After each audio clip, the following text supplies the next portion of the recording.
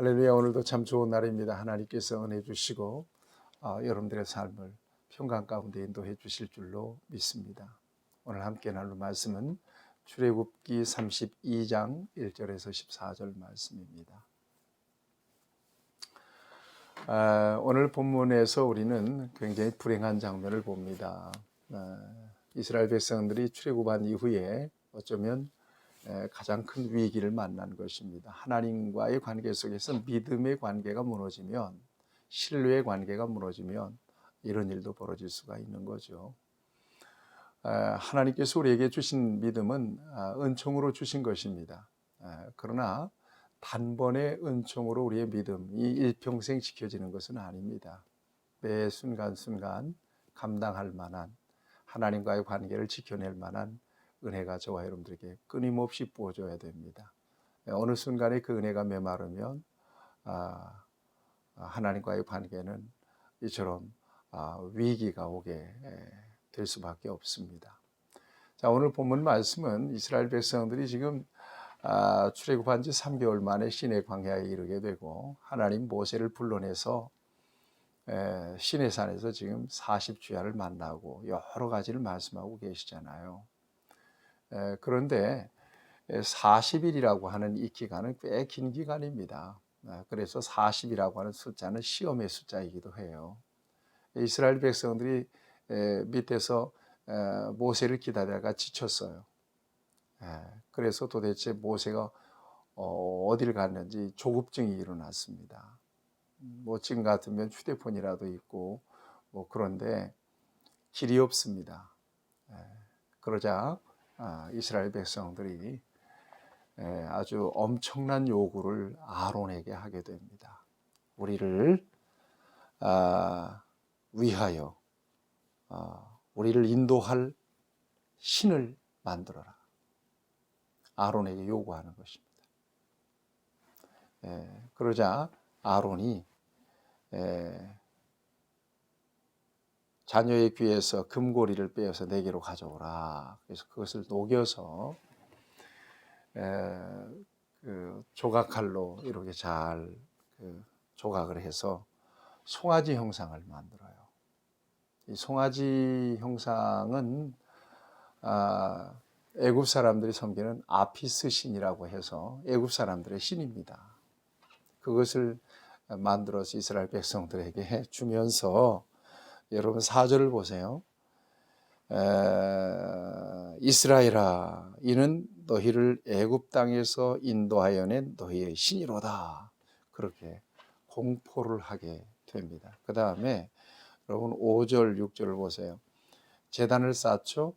그 다음에 내일은 여호와의 절일이니라. 여호와의 절일을 선포합니다. 그리고 번제와 화목제를 이 금송아지에게 드리면서 백성들이 애굽 사람들이 아피스 신을 섬길 때 하던 그대로 거기 그 금송아지를 중심으로 해서 먹고 마시고 이렇게 뛰놀았습니다. 여러분 참 안타까운 장면입니다. 여러분 아론이 어떤 사람이에요? 아론은 모세의 형입니다. 특별히 모세가 나는 입이 뻣뻣하고 혀가 둔합니다. 그랬을 때 내 형 아론이 있지 않느냐. 그래서 이 모세의 대변자로 큰 일에 쓰임 받았던 사람이죠. 그러니까 하나님께서는 모세에게 말씀하시고 모세는 아론을 통하여 말씀했던 것입니다. 하나님 말씀을 전했던 것이죠. 하나님의 대변자였던 사람.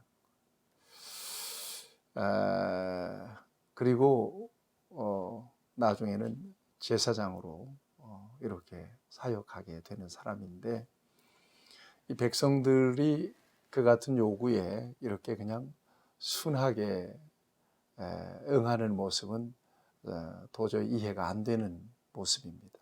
그럼에도 불구하고 우리가 신앙의 생리를 보면 신앙이라고 하는 것은 언제든지 이렇게 장담할 수 없이 떨어질 수도 있다. 하나님과의 관계는 어느 순간에 무너질 수도 있다라고 하는 그 인간의 한계를 또한 주기도 합니다. 그래서 매 순간순간마다 하나님의 은혜로 채워지고 하나님의 성령으로 충만하게 채워져서 언제나 하나님을 고백하고 언제나 하나님의 기준을 따르고 붙잡고 여상한 믿음으로 살아가는 것은 하나님의 놀라우신 은총이죠. 그래서 이 사람들이, 이스라엘 백성들이 이렇게 아피스 우상을, 금송아지를 섬기면서 하나님의 노여움을 사게 됩니다. 여러분, 하나님께서 가장 싫어하시는 것은 섞이는 거예요. 하나님만 섬기기를 하나님 원하세요. 여러분, 하나님 백성들은 하나님만 섬겨드릴 때 하나님이 주시는 복을 누립니다.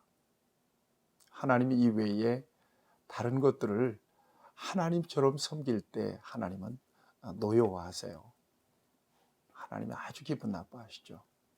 그래서 혼합주의, 싱크리티즘, 요거 하나님이 굉장히 경계하십니다.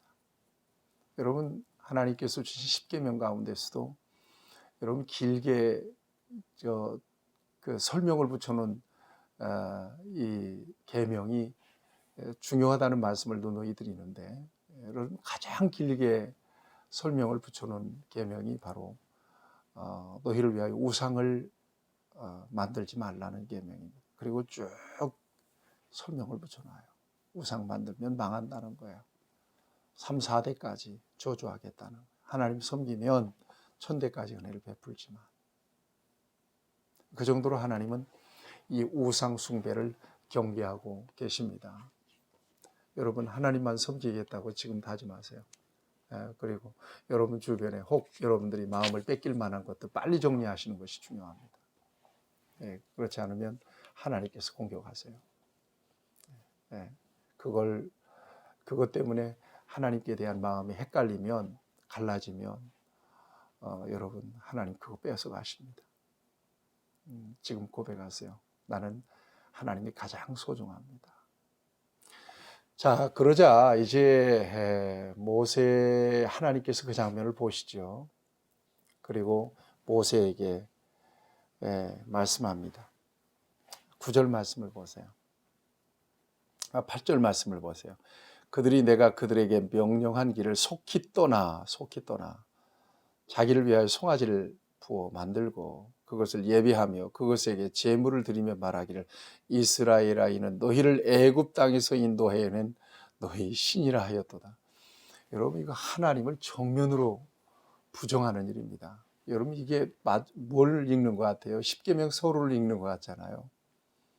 나는 너희를 애굽 땅에서 인도하여낸 너희 하나님 여호와로라. 하나님 말씀하시면 십계명 주시는데, 이스라엘 백성들이 지금 금송아지 만들어 놓고 십계명 서론 같은 이야기를 하고 있어요. 이스라엘아, 이는 너희를 애굽 땅에서 인도하여낸 너희 신이라. 이거 어마어마한 죄, 이거 하나님이 가장 기분 나쁜 일을 지금 하고 있는 것입니다. 하나님께서 그걸 보시고 판단하시 않겠어요? 9절 보세요. 여호와께서 모세에게 이르시되 내가 이 백성을 보니 목이 뻣뻣한 백성이로다. 교만한 백성이구나. 목이 뻣뻣한 백성이구나. 그러면서 10절 말씀에 하나님이 진노를 예고하십니다. 그런즉 내가 하는 대로 두라. 내가 그들에게 진노하여 그들을 진멸하고 너를 큰 나라가 되게 하리라 그랬습니다. 여러분, 이러실 수 있는 분이 바로 하나님이십니다. 이게 하나님의 주권입니다. 하나님은 세울 수도 있고 무너질 수도 있습니다. 무너뜨릴 수도 있습니다. 하나님은 죽이기도 하시고 살리실 수 있는 분이십니다. 이스라엘 백성이 굳이 아니라도 하나님의 이 구원의 역사는 다른 방법으로도 얼마든지, 그들이 아니라도 다른 사람들을 통해서도 얼마든지 이루어 가실 수 있는 분이십니다. 그럴 만한 능력도 자격도 있으신 분이시죠. 네. 하나님께서 이렇게 진노하셔서 징계를 결심하실 정도면 여러분, 하나님의 마음이 보통 상한 게 아닙니다. 여러분 생각하세요. 저와 여러분들의 존재의 목적은 하나님을 기쁘시게 하는 삶인데, 어떤 이유로든 하나님을 기분 나쁘게 하고 하나님 감사하게 해드리는 것은 결국 저와 여러분들에게 손해입니다. 하나님 기쁘시도록 먹든지 마시든지 무엇을 하든지 하나님의 영광을 위하여 하라. 하나님의 기쁨을 위하여 저와 여러분들을 택하시고 구별하셨다는 것을 기억하시면서 하나님을 섬기세요. 하나님을 찾으세요. 하나님을 부르세요. 그걸 제일 좋아하십니다. 하나님께 무엇을 엄청난 것들을 드리는 것보다 하나님은 나의 하나님이십니다. 나는 하나님에 의해서 살고 하나님에 의해서 죽습니다. 내 인생의 목적은 하나님께 있습니다. 그렇게 시시로 고백해드리면 하나님이 아주 기뻐하십니다. 그게 믿음이죠. 여러분 히브리서 11장 6절에서 믿음이 없이는 하나님을 기쁘시게 못한다고 했습니다. 하나님께 나아가는 자는 반드시 그가 계신 것과 또한 그가 자기를 찾는 자들에게 상 주시는 이심을 믿어야 할지니라. 이거 하나님이 가장 좋아하시는 일입니다. 고백하세요. 그러면 삶이 따라갑니다. 하나님이 기뻐하시는 삶으로. 하나님이 좋아하세요. 자, 그런데 여러분 이스라엘 백성들은 계속해서 하나님을 반역하면서 하나님께 슬픔을 드리고 하나님의 진노를 사잖아요. 이제 여기서 끝난 거예요. 다른 거 없어요. 하나님 쐐기를 박으십니다. 내가 하는 대로 가만둬라.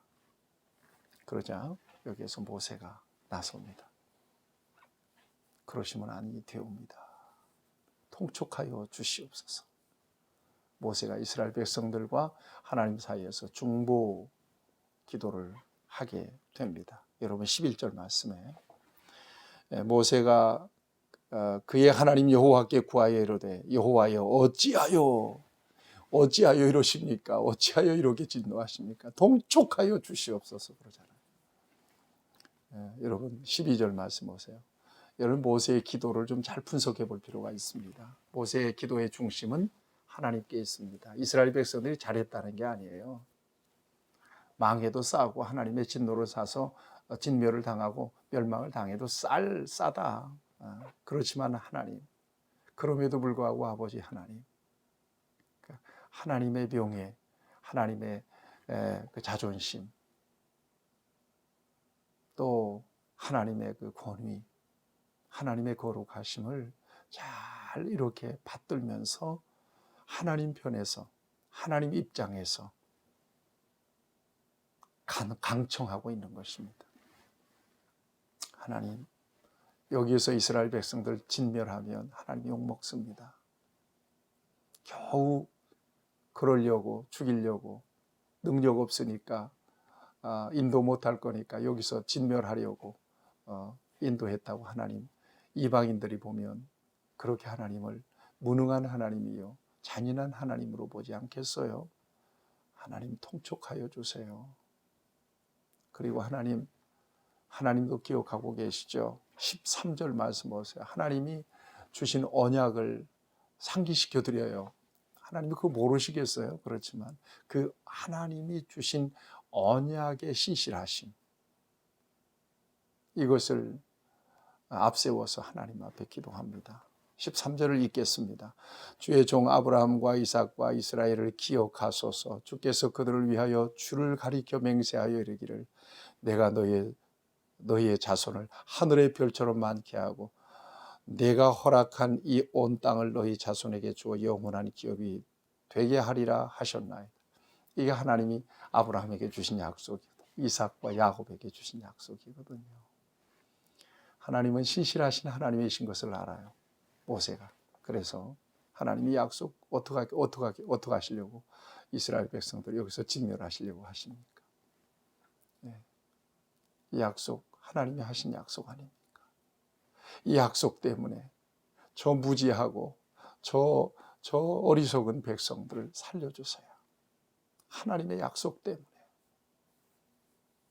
하나님 앞에 간절히 기도하는 겁니다. 그러자 하나님께서 14절을 보세요. 여호와께서 뜻을 돌이키사 말씀하신 화를 그 백성에게 내리지 아니하시니라. 하나님 마음을 바꾸세요. 진노의 마음을 바꾸십니다. 그렇지만 여러분 이 일로 인하여 이스라엘 백성들은 큰 화를 당하게 되고 또 이 일을 주도했던 사람들은 죽임을 당하게 됩니다. 사람은 참 연약합니다. 믿음이 충만한 거 싶으면 또 어느 순간에 믿음이 하나도 없는 것처럼 툭 떨어져서 세상 사람처럼 바뀌어버리는 그런 인간의 연약함이 있습니다. 그러니까 믿음을 말할 때는 인간의 의지나 인간의 노력은 완전히 배제하는 거예요. 그러니까 우리가 하나님 앞에서 믿음 안에 살아가는 것, 피동태 인생을 살아가는 거예요. 수동태 인생을 살아가는 거예요. 믿음을 주시는 것도 하나님이시고 오늘 내가 믿음을 지켜내는 것도 하나님의 은혜입니다. 여러분 끝까지 믿음을 잘 지켜내셔야 돼요. 그 다음에 모세의 모습을 통해서 우리는 중보기도의 능력과 역사를 저와 여러분들이 배울 수 있어야 됩니다.